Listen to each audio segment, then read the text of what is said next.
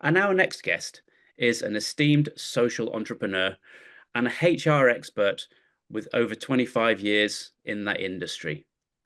She's a founder of something called the Human Contract Foundation, which basically looks at the philosophical framework of thinkers and takes their principles from the United Nations declarations of human rights and beyond in order to pull it together to try to create a core influence with all the people that she actually meets.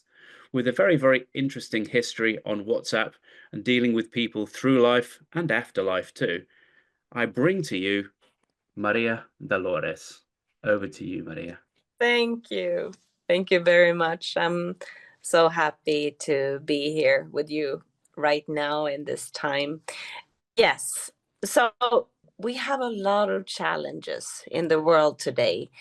It's physical, mental health, and so it's both challenges on a personal level. We have challenges in interpersonal level and how we treat one another, hatred online and wars.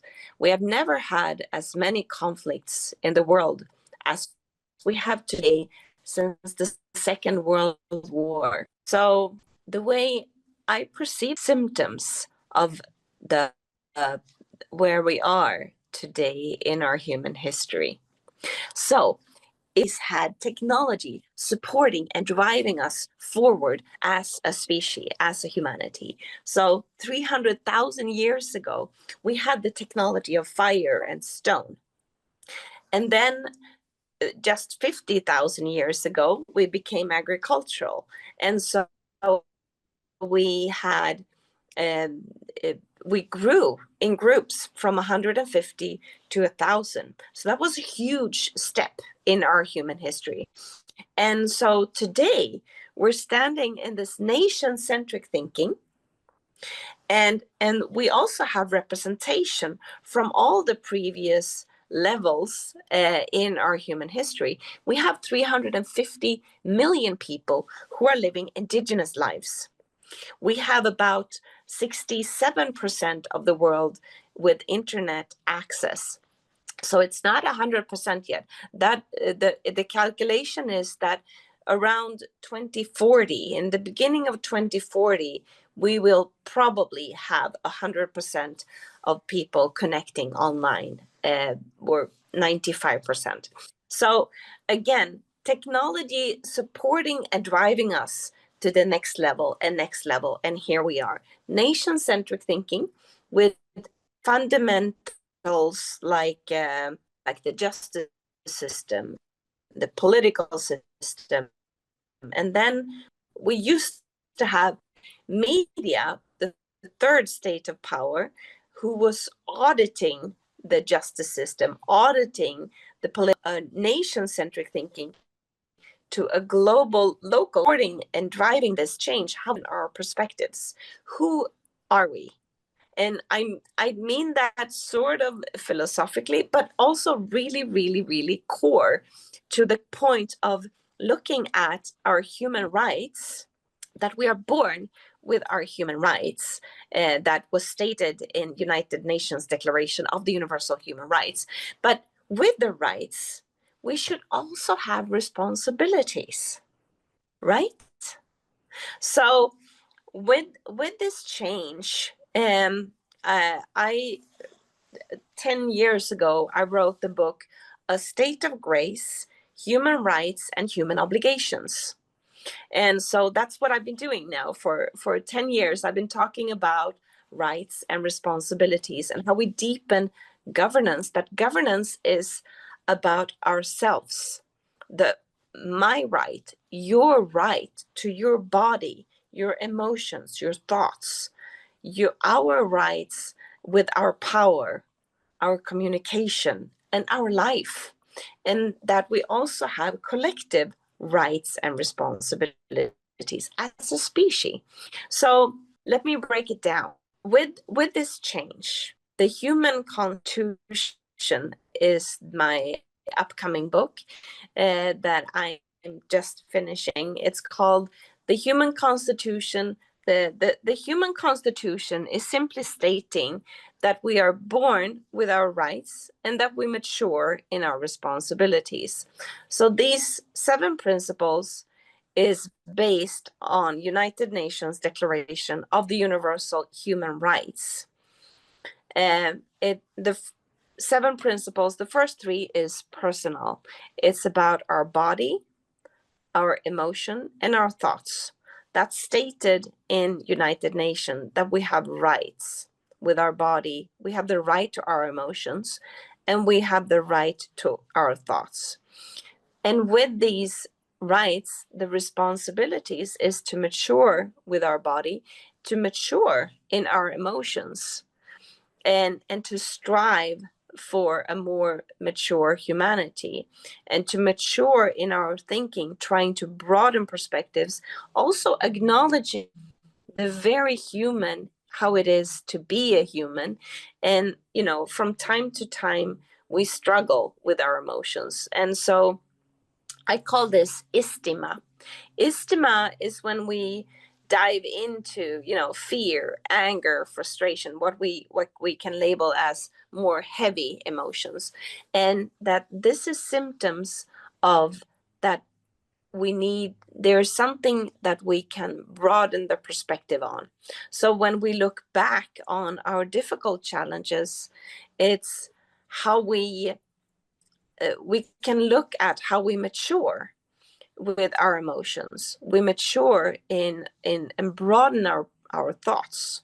So the first 3 principles is simply stating that we have rights and responsibilities: body, emotion, and thought. And then the coming 3 is power, communication, and life. That you have the right to your personal power, and you also have a responsibility in your power, how you act and how you interact before we even say anything.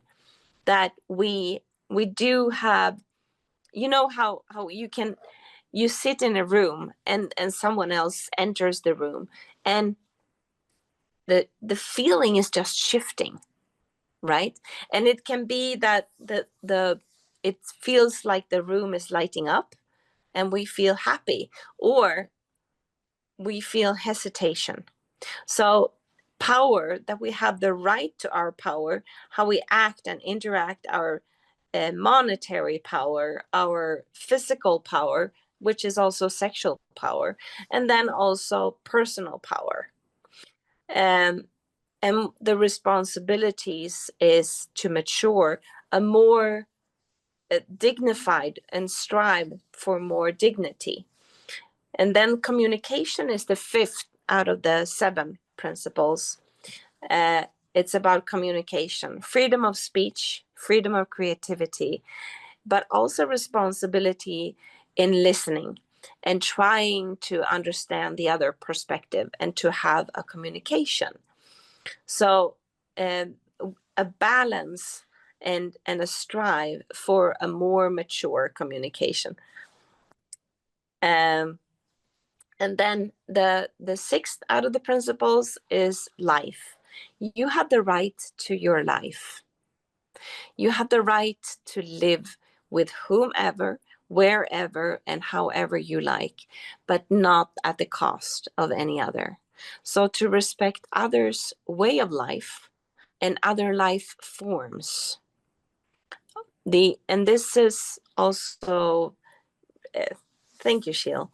And this is also to connecting to the 17 global goals that United Nations has stated. It's how we treat the animals on the planet, animals in sea, animals on land, and we have the beautiful birds flying, how we treat all life on the planet, and that we also have a responsibility and to mature in our way and with more dignity. And then the last one that ties all of this together is the 7th principle. It's about our collective rights and responsibilities. So it ties back to United Nations Declaration of the Universal Human Rights. But with the rights, we also have responsibilities. And in Swedish, we call this civilkurage, which is moral courage. So I believe that the challenges, thank you, Nikki, yes, dignity. And that is really my core value. I talk about equal human worth. And when I talk about equal human worth, I stand on a very, very solid ground. As you understand, this is not party political. This is not religious. I don't talk about previous or past lives or future lives. I simply talk about life here and now. And with, as Sindre mentioned, I have a background with leadership and human resources, but I've also worked and helped my friend in her funeral business. So I've casketed 3,000 people. I've seen and been present in over 1,300 funerals. I've seen all the major religions, Christian, Muslim, Buddhist, Hindu, Sikh, and also secular or ceremonies. And so when I talk about equal human worth, that's what I'm talking about.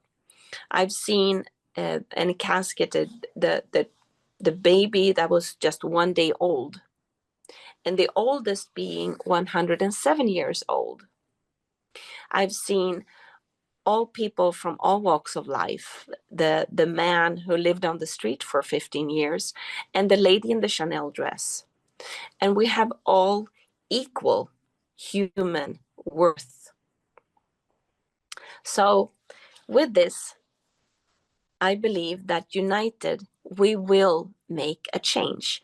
United, we can make a change, and we can find solutions together for all these challenges that we are experiencing, our physical, mental health, our relationships, and as common strive for more listening, more dignity, and to unite for a better world. So my name is Maria Dolores. I'm the founder of the Human Contract Foundation, ambassador for World Peace Award, and with my upcoming book, The Human Constitutions, 7 Promises of a New Era. Thank you.